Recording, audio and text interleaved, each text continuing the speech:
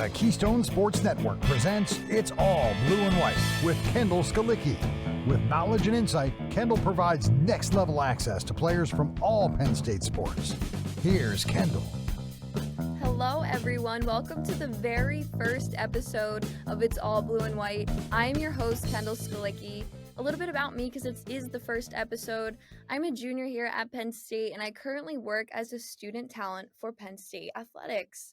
My primary goal for this podcast is to mainly, but not entirely, focus on female athletes and give our listeners a chance to pull back the curtain a bit and get to know these individuals off the field. I am so excited about my first guest. I could not have asked for a better person to be my first interview. She is such a beloved member of the Penn State community, and I cannot wait for you guys to listen. So let's get into it. I am here with the one and only Miss Char Morett Curtiss. Char, thank you so much for joining me today. I am so excited to have you as my first guest. Oh, thanks, Kendall. I'm, honored to be your first guest. This is going to be exciting. It's very exciting. So, in case anyone is unfamiliar with Char, which I don't really know how that's possible if you're a Penn Stater, but I'm going to remind you of just a few of her accomplishments. Char, you have so many accolades, I don't even know where to begin. So, I'm going to read a few of these off and let you bask in your glory for a moment. Thank you. So, Char is both a USFHA and NFHCA Hall of Fame inductee, a Pennsylvania Sports Hall of Fame inductee, longest tenured coach in the Big Ten, sixth longest tenure at a single school in D1 field hockey with 35 seasons completed. You are a three-time first-team All-American and an Olympic medalist, and that's not even half of the list I found. So how does it feel to hear that? Well, I feel like I've lived a long life. I think back on all the years of coaching and then my playing career. So my life sort of like went through the phase of competing in college and then going to the Olympics and then coming back to coach. So field hockey has been my lifeline, and I've enjoyed every second of it. It's so amazing. I was reading so much about you, and I was thinking about what to put in, and I was like, I don't even know where to start. It just doesn't end. Uh, But I would like to go back to the beginning before you created a name for yourself. How would you describe your childhood, field hockey aside? I know you come from a big family.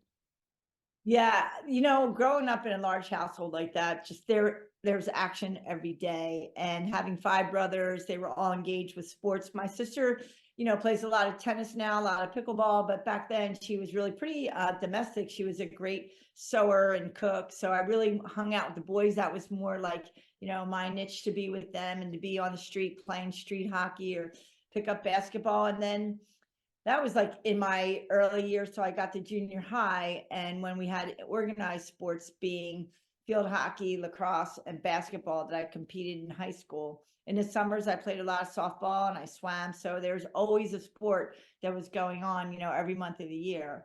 And I would say that my competitive juices really, came into matured a little bit earlier than probably most girls at that time, just because I had five brothers that I was constantly competing. My mother would always say, "Stop fighting with the boys. You're always fighting with the boys." Oh I'm my like, gosh. I want to be doing what they're doing. And really, when I got to high school or junior high, and they had field hockey, I was so excited because it was a sport that the boys didn't play. So I came running home that day with my stick, and I was so excited to show my parents. And they're like, "Well, what is this?" And I said, "It's field hockey." And they said, "How do you play it?" I said, "I have no idea." I said, "All I know is that the boys don't play it." So Yeah, this one's for me. yeah, this one's for me. Exactly. So that's how, I would say my competitive drive began. And then I just was very fortunate to have amazing mentors as coaches in my high school. So when would you say you decided that, because you said you played many sports, that field hockey was going to be what you stuck with? That's a great question, because I always loved the sport that I was in season with. If I was playing field hockey, I loved it. If I was playing basketball, I loved it. Lacrosse, I loved it. And then when I came to Penn State, I had the opportunity to play both field hockey and lacrosse. They'd offered me a scholarship coming in my freshman year. So that meant the world to me. And obviously just having that financial burden lifted from my parents' side of things. And then once I started playing more field hockey and going to camps to make the US team, I just saw that there was a greater path to travel the world playing field hockey. There's a World Cup in field hockey. There were tournaments in New Zealand, Holland, Germany, Australia. And then 1978 or 19, yeah, I think it was like 1978, 79, they added field hockey as a sport for women in the 1980 Olympics, because before then I really couldn't dream of being an Olympian. They didn't have field hockey or lacrosse in the Olympics. And it wasn't until probably late 78, early 79 that they announced that Moscow was going to host women's field hockey. Yeah. That's amazing. I was gonna ask you about that later, but might as well get into it now. What is your fondest memories from the Olympics? What was that experience like? Well, the tough part was we went through the boycott in 1980. We qualified in 79. We were ranked 11th in the world in 1979. And we went to Vancouver, Canada to try to qualify to even go to Moscow. And we went from 11th in the world to 3rd. So we punched our tickets to go to the Olympics, and we're like, oh, this is great, because the ice hockey team had just won the gold in Lake Placid, Miracle on Ice. So we were all pumped that was going to be us next. Oh, that's amazing. That's my favorite story.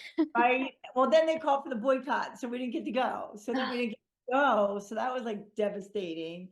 And then I was young enough that I could stay and train another 4 years. And How old? how old was I? I was 26 when I competed in LA. Yeah. Yeah. So I was 22. I just graduated college, 1979, ready to go to the Olympics in 80 when we boycotted. And then I was able to, obviously I was still young and fit and talented that I could make the team in 84. And there are just so many incredible memories. Obviously winning the bronze medal was the highlight, the pinnacle of being on a podium and having a medal put around your neck with your best friends and your teammates. But opening ceremonies were the last team to walk into the Coliseum, and it was just packed, and there's just a surge of patriotism with the U.S. team coming in and so many athletes that, we'd heard about in previous Olympics. So it was pretty cool. And coming around the corner, with 100,000 people in the Coliseum, I was able to see my mother and my brother. And I was Oh, that's amazing. I was like jumping up and down. And then going to other events to watch the other athletes compete and have dinner with them in the dining hall. Michael Jordan, Patrick Ewing, they lived on our floor. Rowdy Gaines, Gosh. yeah, we saw.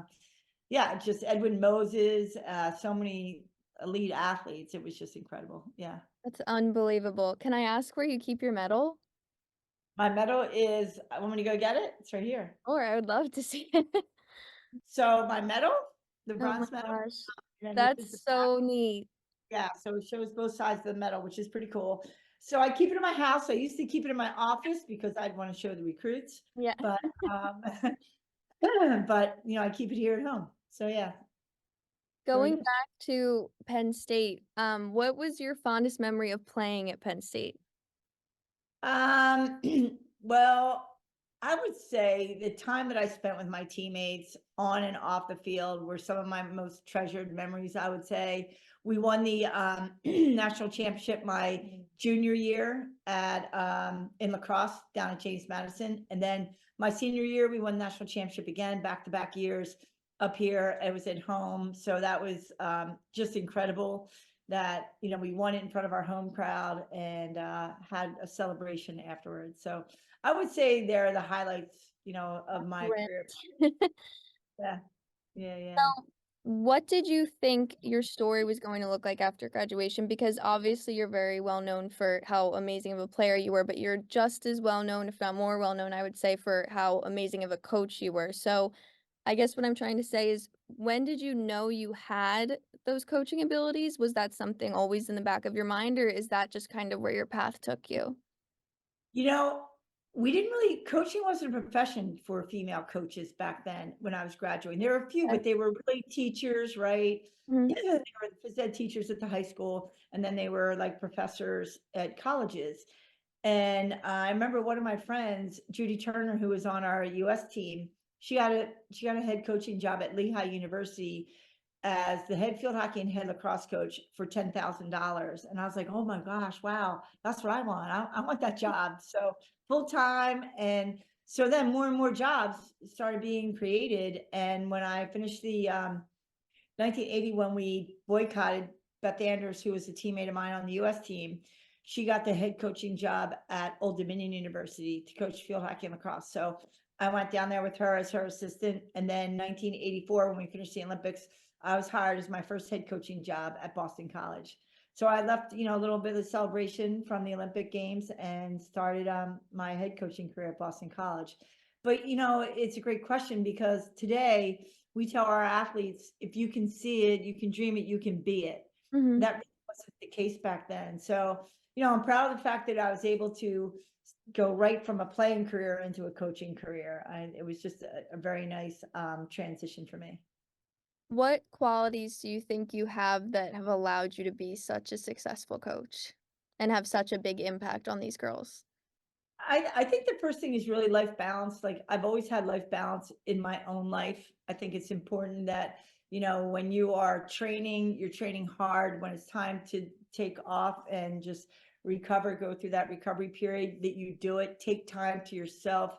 Don't feel like you're putting so much pressure on yourself that you have to be this grind every day. You just won't be able to sustain it physically or mentally. So I think I've always had that life balance component, not even knowing it, that was going to be a term someday. And then I just loved what I did. I think having passion for the sport that I played, like I just loved going to practice. And even as a coach, when people said to me, what do you miss most about, coaching and being retired? I said, I miss practices, Mm, because I always thought that was such a great time for me to interact with the student athletes. Like, how was your day? What's going on? And keeping things light and keeping it fun. But the other side of me would say that when you're committed, then you have to be 100% committed. Like, it was never like, oh, well, let's just hope we win. It was like, no, I've got to be committed to a game plan. I have to be disciplined with them. I have to be disciplined in my own life, so that, you look at the components, whether it be tactical or the physical side or the mental side or the nutrition side. You have to pay attention to all those components. They're equally important, so that they can be elite athletes. So I think being an elite athlete myself, knowing that I had to make certain sacrifices, was, again, an easy transition for me to go into coaching. But I wanted to make their playing experience, my players, their playing experience, as much fun as I had. And so, especially at a place like Penn State. absolutely. And did you ever, because field hockey has been such a huge part of your life for so long, did you ever experience burnout or not really? Not really, because it's funny, when our season would end, and we have a short season. So I'm going to contribute a lot of, my mental health in my own sport. We really compete August through November. And then it's all year round with your off season and your summer training, that type of thing.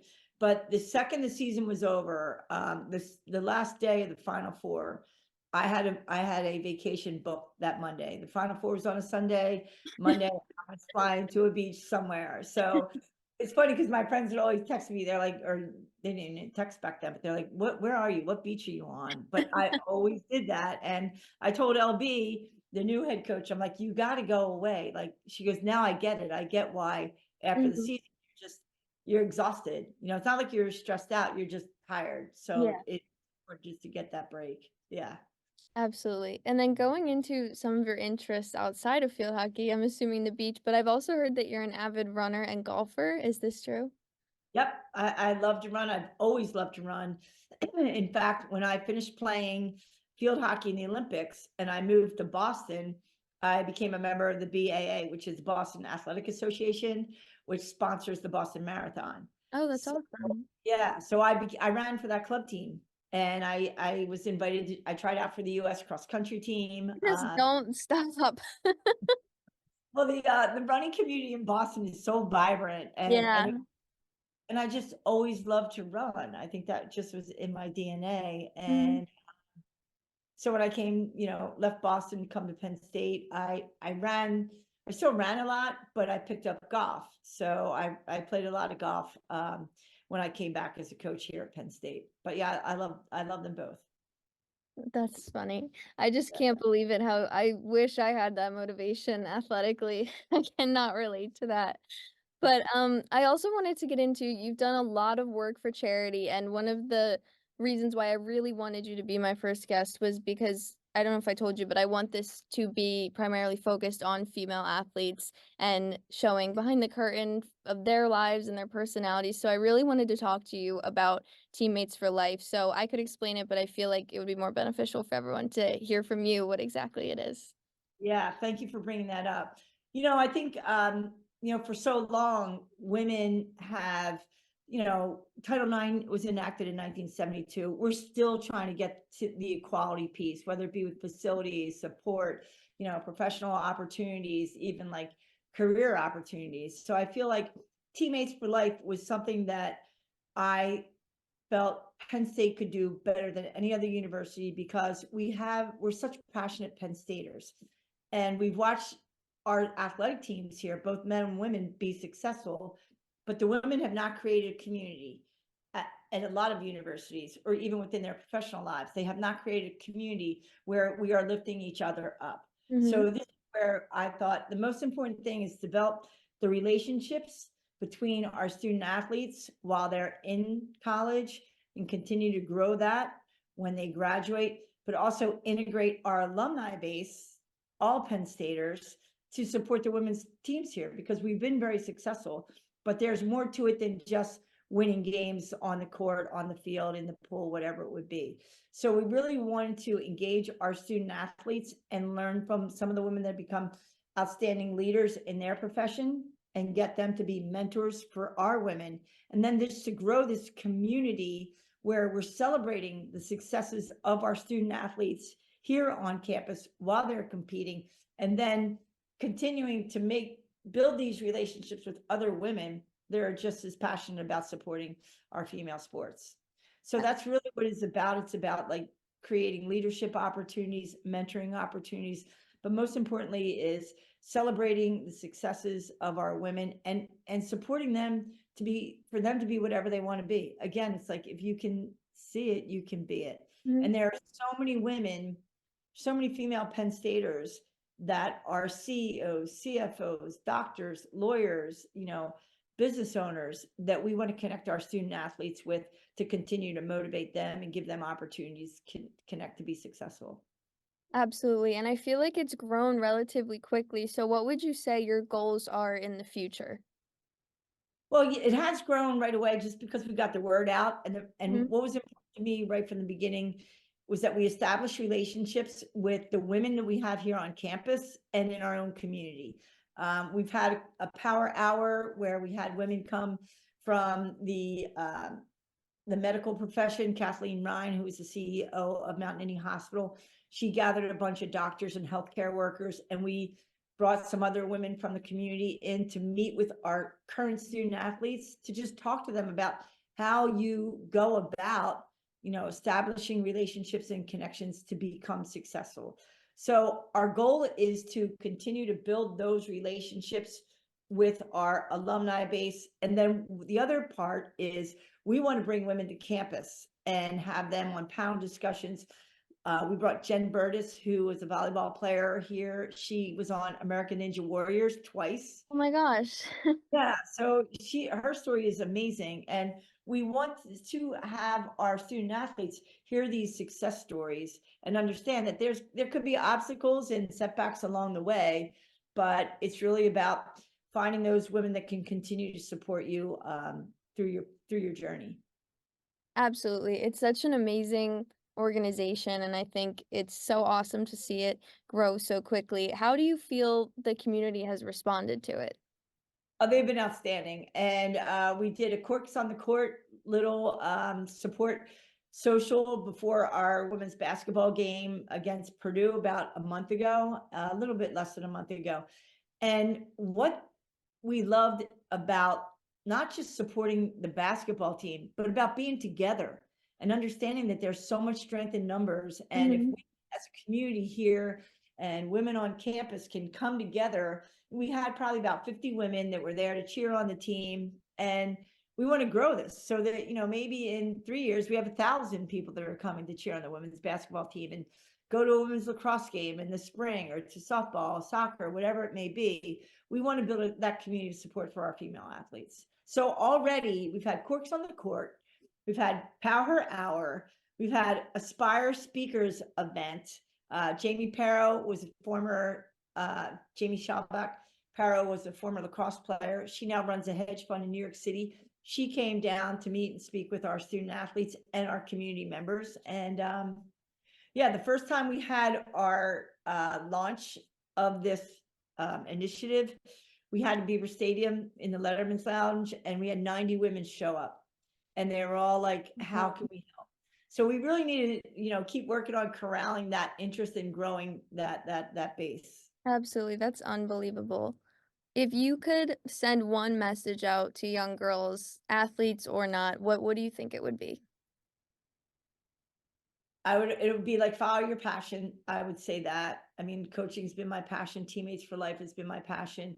And just understand that you're going to gain your confidence. You're going to gain teammates, get on a sport, play a sport, because I think the more we see women supporting each other, that's what's going to continue to be they're going to be the role models for the next group of younger girls coming through. And that's what I really love about National Girls and Women's Sports Day that we're going to celebrate on Tuesday, is that we want these little girls coming to campus and looking up at, our women, volleyball players, basketball players, fencers, whatever that may be. We want to continue to inspire this younger group of female athletes to see that women's sports is becoming a big deal. It's becoming a big, big deal. Yes, it is, especially with our women's basketball team also doing really well I this know. year. I know. We're so excited. We're so excited for them. Yeah, so it was great, getting a bunch of women together and sitting behind the baseline, cheering them on, and it was the big victory that they had. Yeah. Yes, it's so exciting. But Char, I cannot thank you enough for your time, and I'm so excited to get this podcast started. I hope that you can pop in here and there with some of the female athletes here at Penn State, because I'm sure everyone would love to continue to hear from you. But you are such a beloved member of the community, and I am so honored that you were my first guest. Oh, thanks, Ken. No, I'm honored myself. And, I'm so excited for you to take on this initiative and start this podcast. It's going to be great. And if I can help in any other way, I'm always here. But you've got a lot of amazing women that you're going to be able to get on the show and let them tell their stories.